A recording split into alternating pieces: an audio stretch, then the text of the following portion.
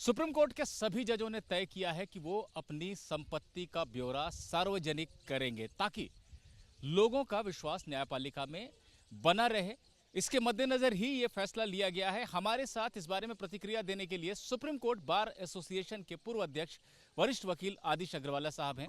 अग्रवाला साहब, ये जो स्टेप जजों ने उठाया है, इसे कैसे देखते हैं आप? ये बहुत अच्छा स्टेप है क्योंकि इससे जनता का विश्वास बढ़ेगा। जो रिसेंटली जो दिल्ली हाई कोर्ट के जज का एक इंसिडेंट जो हुआ उससे थोड़ा सा विश्वास कम हुआ था।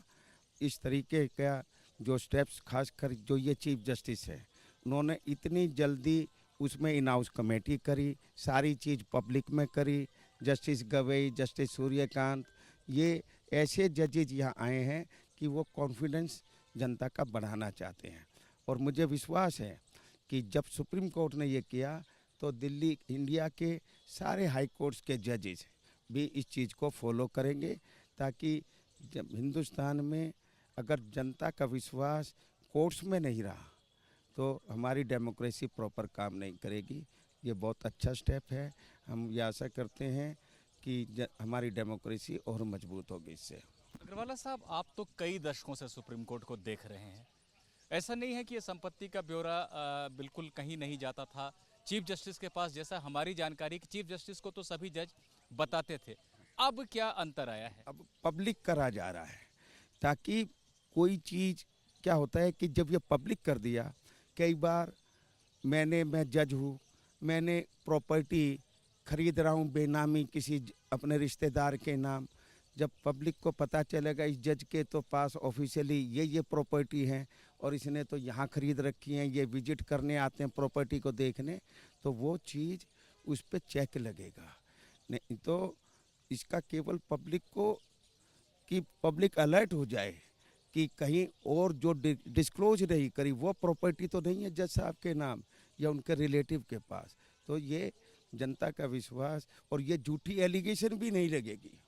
कई बार जो एलिगेशन लग जाती है ये डिस्क्लोज करने के बाद कोई भी कि जिनकी ये प्रॉपर्टी, अब जब भी वो डिस्क्लोज करेंगे, जब कोई एलेज करेंगे, जब वो पूरी कंक्रीट एविडेंस ले लेंगे। मेरे दो छोटे छोटे सवाल आपसे और हैं। पहला सवाल तो ये कि ये आज जो जज हैं, जो 33 जज हैं सुप्रीम कोर्ट में, उन्होंने फुल कोर्ट में फैसला लिया है।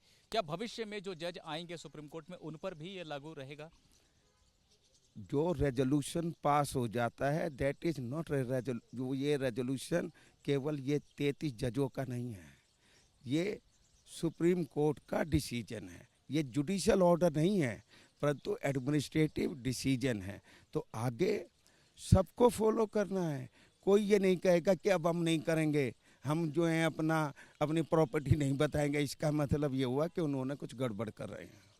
आखिरी सवाल कि जस्टिस यशवंत वर्मा के मामले में चीफ जस्टिस ने तत्परता दिखाई, सारा जो रिकॉर्ड था उसको सार्वजनिक कर दिया, वीडियो भी सार्वजनिक कर दिया, और अब इस तरह का बड़ा फैसला लिया गया है।